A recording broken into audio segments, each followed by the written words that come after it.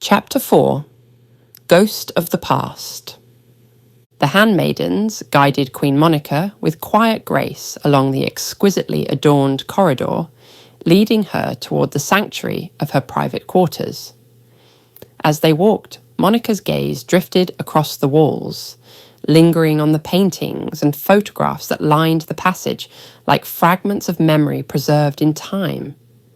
A commanding portrait of her late father first captured her attention. He stood proud upon the canvas, his hand resting upon the hilt of his holy Daedalus blade, authority and strength radiating from him even in stillness. The painting captured the very essence of his reign, a silent testament to the power and responsibility he had once borne. Further along, another painting softened her steps. It depicted her mother cradling a newborn Monica in her arms, her expression gentle and full of devotion. The warmth of the moment seemed almost tangible, a quiet reflection of the love that had once filled the castle's halls. Among the framed photographs, one image struck her deepest. It showed her father seated upon his throne, her mother standing proudly at his side, and a much younger Monica, no more than 6 years old, beside them. Seeing it now, the realization of her orphaned state pressed heavily upon her chest, stirring a sharp pang of sorrow that she could not quite suppress. A bittersweet tide of emotion washed over her as she moved on. These walls held echoes of a family she had once known, of laughter and love now preserved only in art and memory. Each image was a reminder of what had been lost, and of what she now carried forward alone. "Look," Monica said suddenly, her voice brightening as she recognized a familiar doorway. "That was my old room. I should establish myself there once more." Lisa, walking just ahead, paused and turned gently towards her. "I'm sorry, Your Majesty," she said with quiet firmness, "but that is no longer your chamber. As Queen, you are to reside in the late King's private quarters." The words struck deep. Monica's thoughts immediately returned to the last time she had entered her father's room, memories still raw and unwelcome. The weight of that space lingered painfully in her mind. "I think I would rather stay in my old room," she said softly, hoping to avoid reliving those moments. Tilly stepped in, her tone respectful but resolute. "There is no point, my queen. Your belongings have already been moved to your new chambers. Your former room now stands empty." Monica released a quiet sigh, realizing there was no changing their minds. At last, she nodded in acceptance. "Very well," she said. "Please, lead on." She followed them down the corridor, her steps measured and steady, preparing herself to face not only a new set of rooms, but also the weight of a new chapter in her life as queen. They moved swiftly along the corridor, Monica at the forefront, her steps driven by a tense, unspoken determination. With every pace she took, the memory of that night, the night that irrevocably altered the course of her life, began to rise unbidden, casting a long shadow over her thoughts.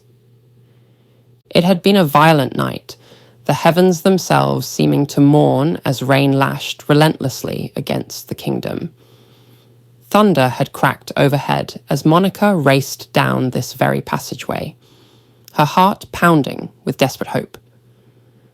She had clung to the belief that she could still reach her father in time, that she could save him.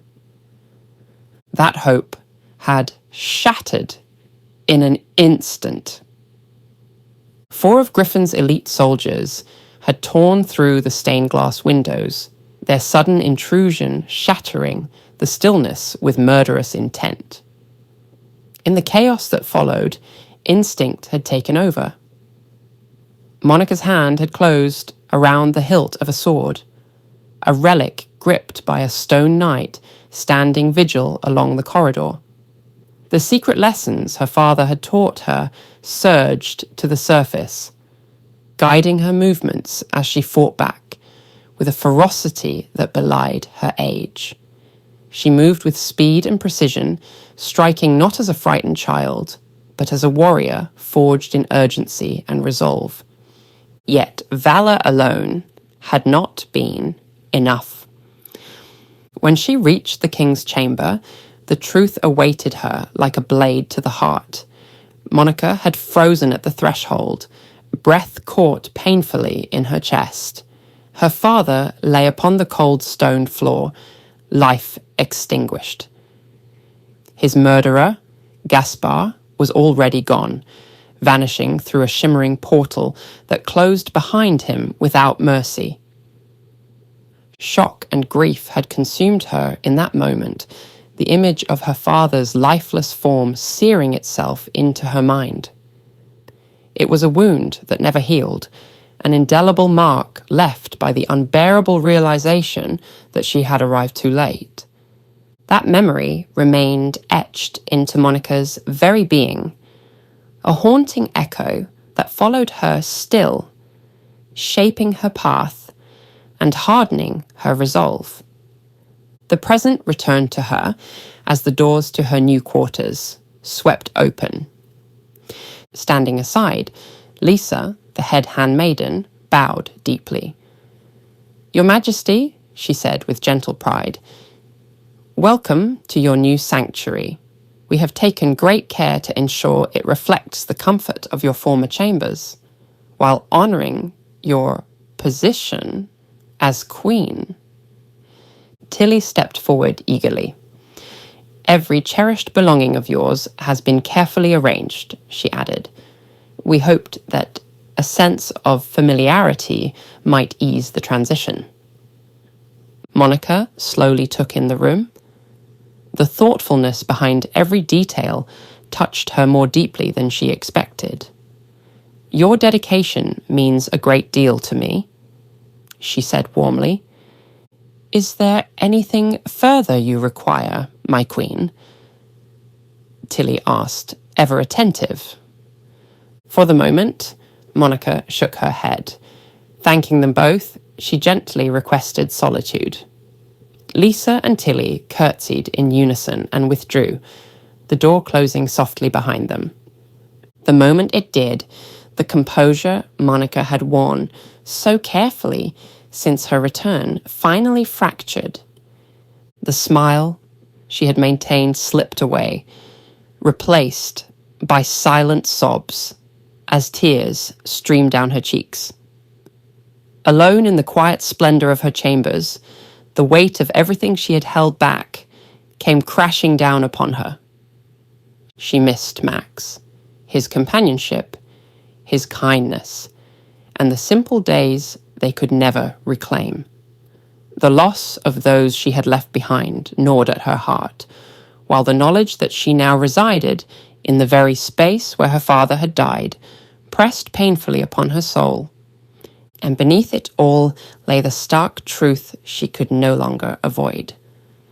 With the crown came the loss of her freedom. To be queen at just 15 years old was a burden almost impossible to comprehend, let alone bear. Childhood had ended abruptly, replaced by duty, expectation, and sacrifice. There would be no room for innocence here, only responsibility. In that moment of raw vulnerability, Monica stood at the threshold of her future, fully confronting the daunting path ahead. A young queen, alone with her grief, yet bound by destiny to rise above it, for the sake of a kingdom that now looked to her for hope.